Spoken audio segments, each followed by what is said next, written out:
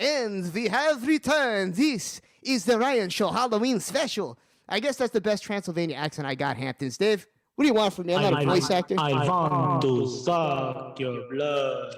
Oh, stay away from me. You don't want anything that's in our blood. But I digress. This is our most controversial guest in some time because of the judgments that people often cast around people of her kind. We even had one of our guests so freaked out he nearly had a nervous breakdown live on air when we told him that we were having a real-life witch on tonight for the Halloween special. What makes this even crazier is that this next guest has been on this platform before multiple times over the years, but we didn't know this about her. In fact, if you were one of the original listeners of The Ryan Show back in 2015, when there were probably about 3 people randomly sifting through the internet and somehow stumbled across The Ryan Show on Spreaker.com. It was all the way back then in 2015 that we had this guest on. Yes, shouts to Spreaker for ripping us off and charging us $20 a month for all those years. If you were listening all the way back then you may recognize this voice. She's been on the show before, and in many different shapes and forms and for many different reasons. Like, I would say one of the most frequent guests that we've had throughout the history of our platform, Hammons, Dave. From the very beginning, the origins, to last year when we were throwing parties and she came posed as one, essentially Winona Ryder. Yeah. Kind of stirred up a little controversy behind the scenes. But tonight, she is here because little do most people know, she is a real-life, authentic witch practicing witchcraft. This is as close to a modern-day witch as you're going to get, and no one's going to burn her or hang her or persecute her or anything like that. It's 2020. I hope not. Let's hope not. But, I mean, after we find out what a witch is really all about. Not exactly. So that being said, ladies and gentlemen, boys and girls, give it up for an official witch, the only witch that we've ever had on this radio platform, Taya Denenmar. Hiya. Name's Taya. Hiya, Taya. Yes. So it has been a while, though. I don't think I've been here since day one, but yeah, it's been since the early years. Little... what was it, in the sushi shop? Yeah, back at Yamakyu. Yep. Yeah, hosting out of the sushi shop. It's wild. And that was when you were interning in radio. I don't know if it was one of your family members. I think it was, shouts to your mom. You're great people, by the way. One of them came up to me when I was working back then. I was in a cafe, and they said, you know what? My son is going to school for radio and interning. I don't think she had any idea what type of program we had. You'd come into Yamakyu, there'd be like 3 joints lit up, and like it was just I don't even know if you'd call it radio, to be honest. It was really just a madhouse, that sushi spot. It was good times. Good times, indeed. Good times. You say it wasn't day one, but it was definitely like month 1. It was early. The early origins. But anyway, before we keep going off into these tangents. Yeah, it's good to be here. That was still with Nick, right? Yes, when we had Nick on here as well. Shouts to Nick Scavone, one of the original hosts. Chris, you're back, and you've been a witch this whole time. Little did I even know that. I'm sorry, Taya. Once again, really quick, and I want to, I apologize. I'm still getting used to it because you've come in many names in many forms, and that's a whole nother story. You say I'm a transient guest of yours. Yes. Yeah, exactly. And that's and once again, this isn't anything out of the norm for us. We have genuine beauty on all the time, and other people that have been like gender fluid, including yourself, people that kind of switch around and, look, it's 2020. One thing that I've learned doing this radio show, and that's really changed about me over the years, is I just don't judge anybody anymore. Because everybody, there's a reason why everybody is the way there is, and I pretty much believe what people say up until they give me a reason not to believe it. You always have a spot on the Ryan Show. That's what this is all about. My heart. Thank you.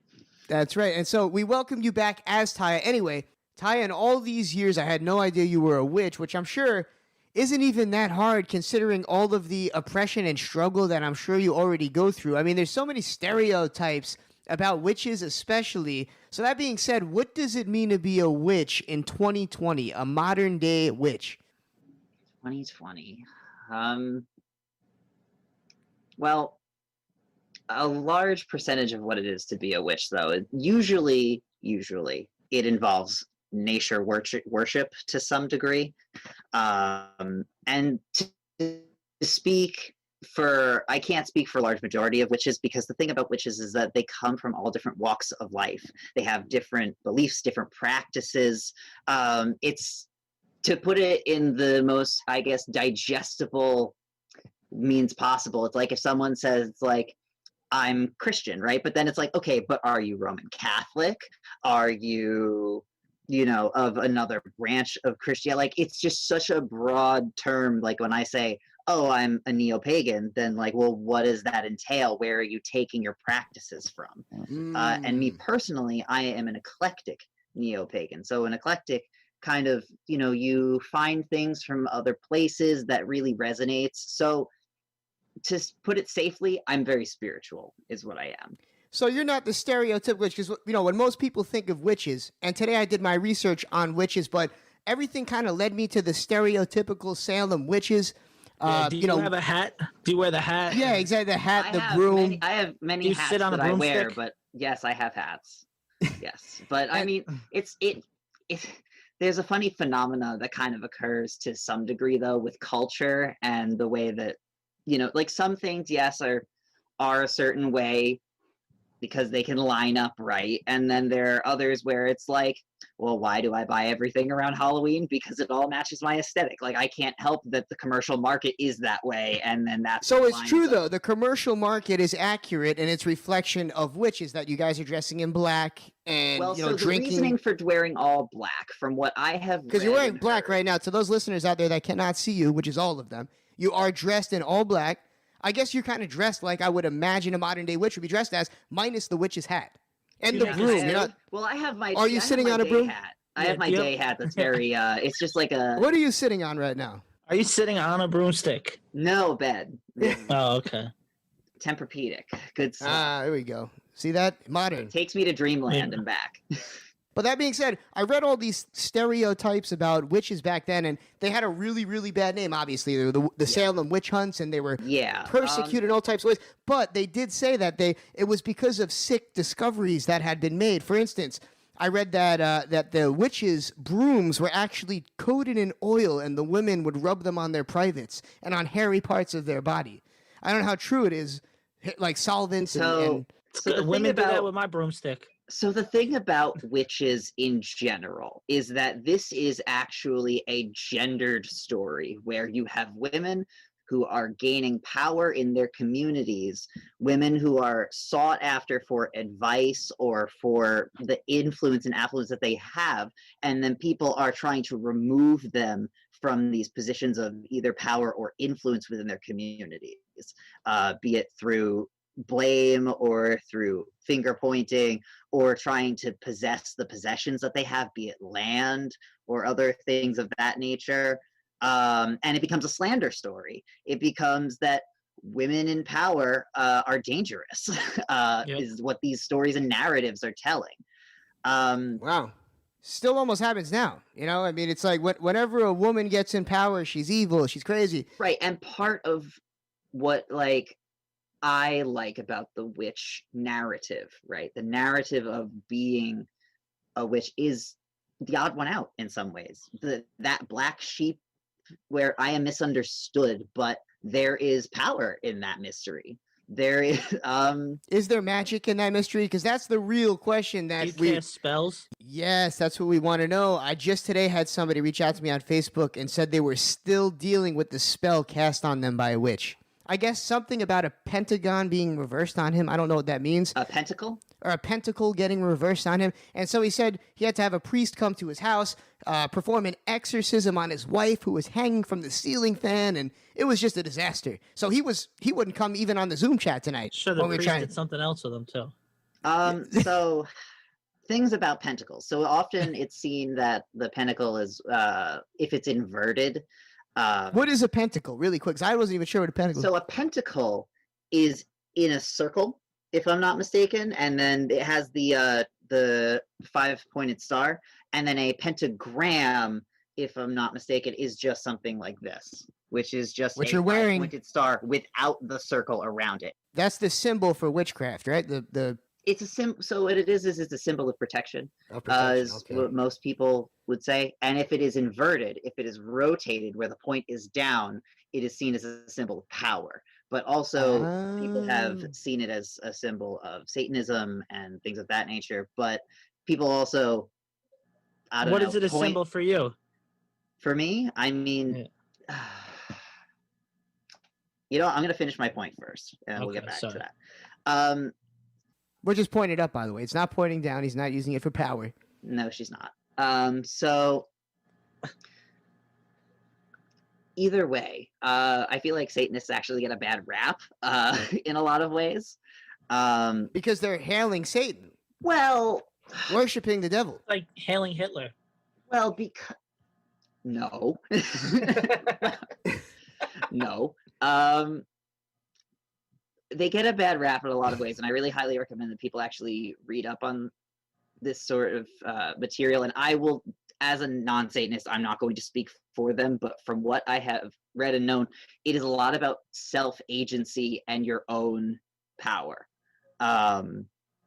more so than simply following. Like, it is about coming into your own power. And like, there is something kind of noble about that. There is something to be said there for your own ability and your own abilities. But So like, that's what's different. People don't look past like the loud child part Yeah. of it, or the fact that the name is so relative Yeah. to Christianity, like that they don't get it, they don't see it, and that's like like you need to dig a little bit. I feel like it's almost like, at least what you're practicing, it's kind of like your own custom religion in a sense, where you're kind of Yes. taking a little bit out of everything Yes, to with meet eclectic, your. so with Yeah. the eclecticness, it's I don't want to say cherry pick like to represent it poorly, but you know, there are pieces that you come across throughout your life that are relevant to you.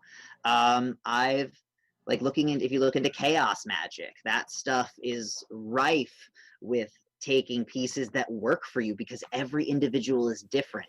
Now let's get into this. While we're on the topic of chaos magic, we hear like reports of witches drinking blood and, you know, taking eyeballs from children and or eyeballs from lizards. Was it? I'm not sure which.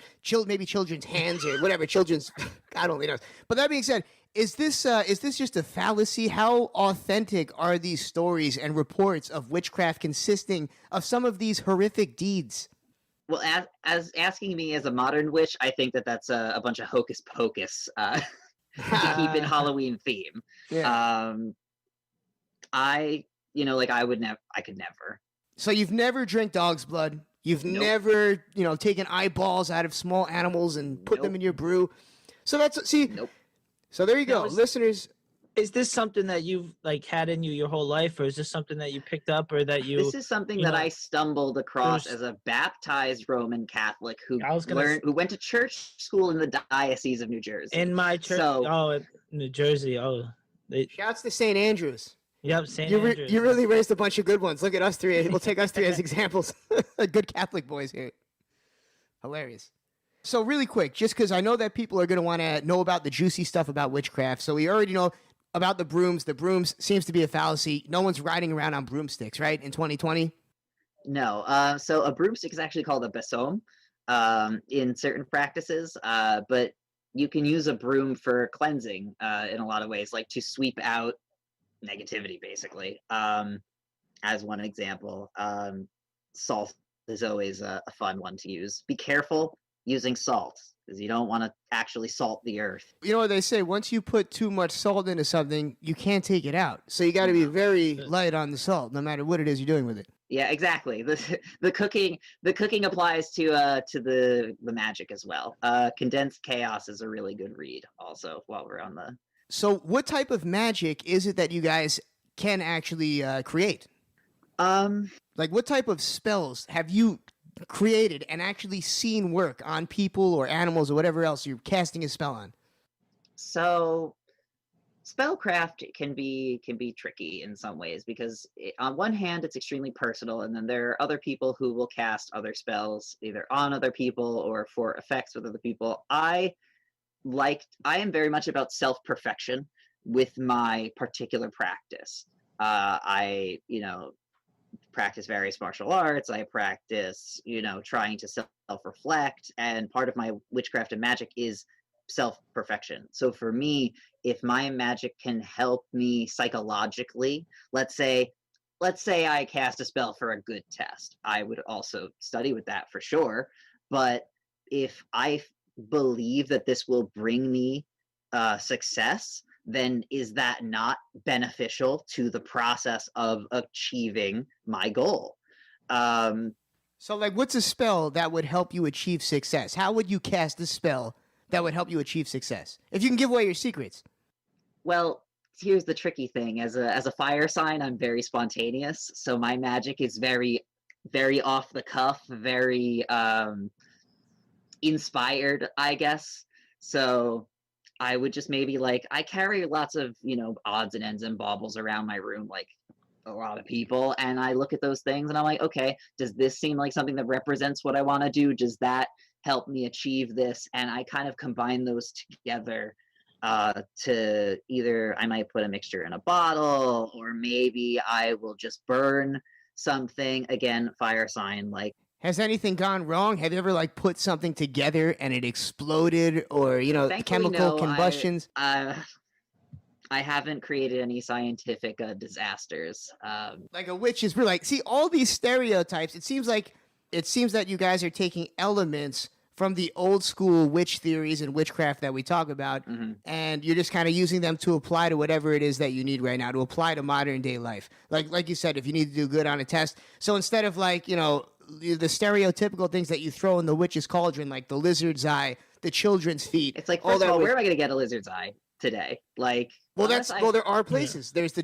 That's what we're wondering. See, like, these are the questions. These are those imperative questions that we want answered. From the perspective of a modern poor witch, the best that I get is whatever's roadside. Like, so. But even then, though, I mean, it's not. So you've done that, though? Have you actually found like animals on the side of the road and scooped them up and done things with the bones? Well, I mean, like I've done nature walks, like any normal, sane human being, and sometimes I've brought things home or let it, become bone, and then I have a bone collection of things, and I make crafts and art stuff, and I'm a weird artist. I don't know what to tell you.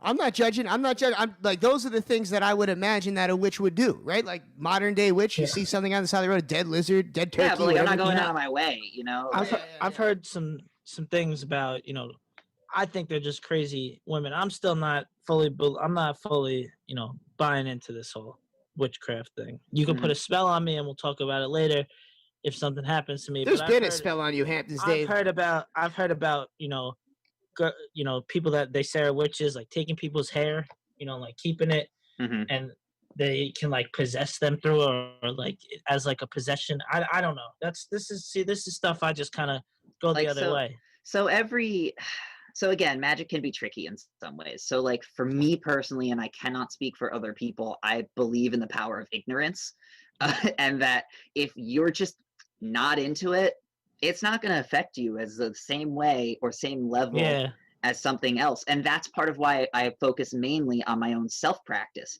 because I believe I've been known to be stubborn me. And wrong a lot, though, Ty. So don't, like me saying no, I know, but like I'm just saying, like, this kind of ties into one of like my theories, though. It's like if someone casts a spell on you and you're like, whatever, like you're just going to vibe and you're just going to do your thing. Like, I don't, it depends on. You have to believe in it for it to be spellbound. I agree with what you're saying. Like if if somebody's paranoid about it, then I mean that they're going to feel affected by that, and maybe that plays into how the rest of this narrative of whatever happens plays out. So I mean, the power of ignorance in some ways, or the belief that people have in stuff, greatly affects the way we move through spaces. Makes sense. It definitely does. Look at people that are going to church every Sunday. Like, look, no matter, people feel great when they go and pray, right? It's just kind of what you let in. The energy that you let in is what you're going to believe and how you're going to feel. So that being said, other people out there are going to want to become witches, maybe even after hearing this interview. What is the process? How can they become a witch? Is there some type of group you have to sign up for? Because you're very well respected in the witch community. How does that actually happen? Well, I mean, respected is kind of an interesting way to put it, though, because we're so solitary that, like, I have friends who are witches who I get along with, but we're friends. I've been around, like, in a Facebook community group, haven't gotten banned, so if you want to call that well-respected, sure. I love that there's a Facebook community group. There's a Facebook community group for everything. Yeah, so Paganism and Wicca is a fairly large group that I frequented in about 2009. And I haven't really kept up with it, but they have usually some pretty good discussions and all different walks of life. You can learn a lot. But no, like, witches gathering? Because that was what you'd do back in the day, according to the Salem witch trials. You'd all ride your broomsticks to one big gathering and sit around a big giant cauldron and campfire. There's nothing like that now in 2020. Well, there was a pagan festival in Syracuse or near Syracuse. I don't remember if it was specifically Syracuse, but it was one of the upstate places near there. There was a gathering. Yeah, but it was like going to like a convention. Like, you know, they've got various vendors and artists, and maybe there's a drum circle, and there's drums? drums at a drum circle. I'll hop in that drug circle. Yeah, that drug circle. That's not. You know, and maybe there's a opening and closing prayer that mostly involves the earth. Nice. So it's a good time. It seems almost like it's obviously put a wrench into everything.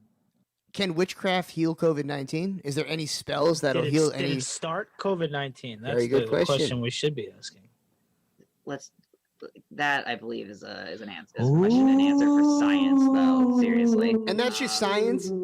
Science and magic are different. Although I'm no master, but I would think that science and magic are two different fields.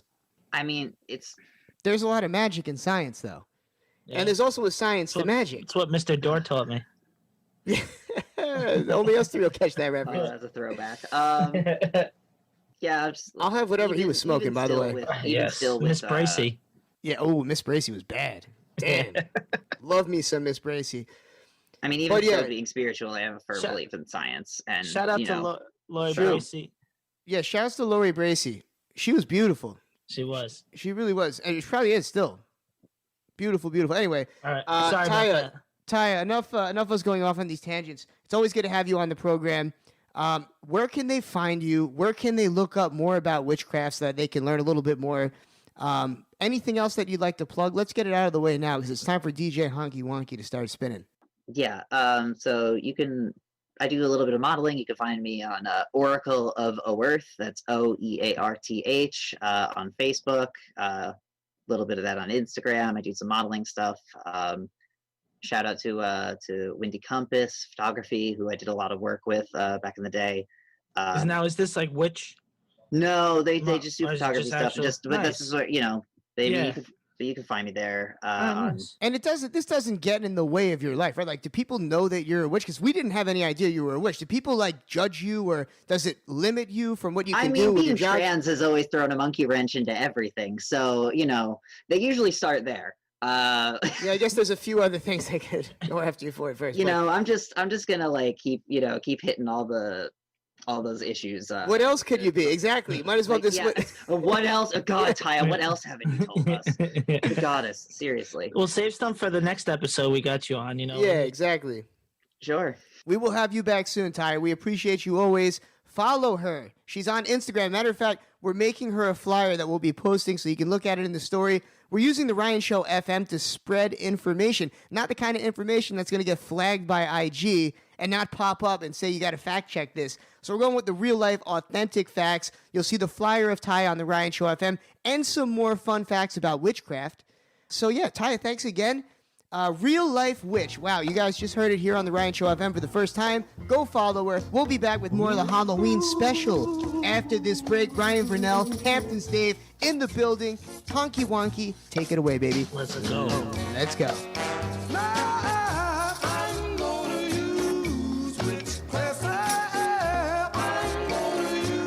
And we have returned. Things are just getting spookier and spookier by the minute. Just got the shivers down my spine, Hamptons Dave. And if you haven't figured it out yet, this is the Ryan Show FM with your host, Ryan Vernell, and your co-host, Hamptons Dave, and the one and only Mr. Cheeks. Mr. Cheeks is here in spirit. Shout out to Cheeks, though. Shout out to Cheeks. He's a spirit tonight, an apparition. He's enjoying some spirits. Yes, that's just the beginning. I'm sure he's really having a good night tonight, turning up. Really quick, happy birthday, Anna. I'm not sure if I said it yet. This is my sister's birthday. Oh, if you're listening out there, yes, happy birthday, sis. Okay, so enough of the good stuff. We're gonna get. There we go. We're gonna get to some of the nitty gritty, as they say. I'm very, very excited to have the next guest on because I don't get a lot of guests on like this often, but Halloween gives us an excuse to have people on from all different walks of life, people that have experienced some of the spookiest things that you could ever go through on planet Earth. Without further introduction, let's give it up for Miles Batson, who has unfortunately been living through hell. Literally, it's almost like this is like a walking hell at certain points. From what we've been told, he's been haunted by apparitions and spirits and ghosts and entities of that nature for his entire life. I earlier put out a post on Facebook looking for anyone that had a ghost story, and I was surprised with the amount of people that reached out to me. Right off the jump, people were leaving ghost stories on the post itself. People were hitting me up on Facebook, and Miles hit me up directly on Facebook. Miles is a friend of Rocco. Once again, we don't usually bring up Rocco this much on the show, but it is a Halloween special. He's also been through a lot of crazy stuff. So, Miles, I guess you were introduced or you heard of us through Rocco Fowler, the alien abductee, was telling. Both of you guys have experienced aliens abducting you and testing you and putting probes in you, all of the things in that of that nature, correct? Wouldn't say probe. That was more Rocco. That's definitely a Rocco. He brags about me. Yeah, his was more. I'm not really familiar with his story, but his is more government type stuff. Mine's more direct contact and an actual abduction, missing time, 3 hours missing time with my pregnant girlfriend, leaving a friend's house, 12 o'clock, see something in the rearview mirror. Boom, all of a sudden we're coming to. She's got a blank look on her face. She's an atheist, okay, mind you, she's an atheist, doesn't believe in anything. Looks at me and says, what happened? Anyway, that's a whole nother story. Something totally, but wow, that's what I'm saying. Sober? Like, Yeah. At that time? Yeah. I know she probably was being pregnant, but Yeah. Yeah. I was going to say, I was trying to just find out what drugs you were. I need a little of that in my life. yeah. Surprisingly enough, when I was on the drugs, nothing happened. No. That seems to be what happens, right? It seems to be that when you're on the drugs, the crazy things don't happen. When you're sober, you get taken into space. Haunted. Yeah. But that's once again, that's not why you're here. You're actually here because not only did that happen to you, but a bunch of other terrible things, more Halloween related, happened to you. So what happened exactly? You had to deal with wicked ghosts and evil spirits. What exactly went down? Well, when I was younger, I was like, oh, well, I'd like to see a ghost, this, that, and the other. And you don't always see them. Sometimes it's the energy itself. And these demonic things can do things to you without having to manifest and show you anything. But oftentimes, spirits, I will have connections through dream-like stuff, but every place I've moved to has spirit activity. Like I said, the last place I was in Virginia, it was a Civil War battlefield, Bull Run. I lived right outside of there. I can imagine that would have a lot of activity. Just the energy alone, I bet you could just feel it. Like all those corpses there. There's not much American soil that saw that much death. Yeah, they had, and we had paths with a creek, and like you could walk your dog through and stuff. But you're down there at the wrong time, man. We'd have missing time. We'd come to and like didn't know what the happened or where we were. We've gone with my friend. We've gone missing for a few hours and came to, and that was in that location down there in Virginia. And you think that had something directly to do with ghosts or apparitions or spirits? Yeah, I all of the above. Did you see the ghosts? Like, how you said you couldn't see them earlier, right? You did not like all. It was just energy. You couldn't. No other way to detect them using your senses. You couldn't feel them. You couldn't smell them. You can feel it, and you can feel if it's dark.